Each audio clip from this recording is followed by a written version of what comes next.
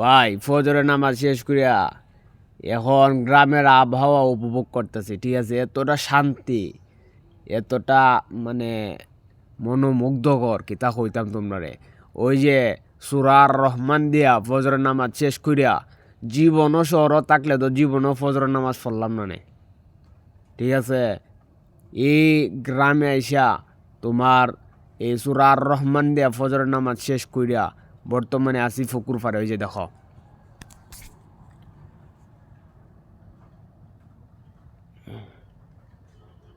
এই যে কত বড় ফকুর ফালায় লয়া কই গেছি আর কই কিতা হইছে দেখো। এখন পুকুর পাড়ের সৌন্দর্য আর পুকুর পাড়ের আবহাওয়াটা উপভোগ করতেছে। আর ঠান্ডা কিতা কইতাম রে ভাই তোমরা রে, ঠান্ডা যে পরিমাণে ঠান্ডা কিতা কইতাম তোমরা রে মাবুদ।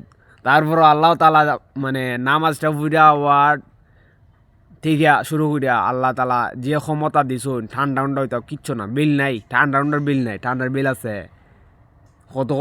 এই যে জীবনও শহরে থাকলে তো জীবনও মানে নামাজটা জীবন হইল না। এই গ্রামে আইসা যাক আল্লাহ তালা মানে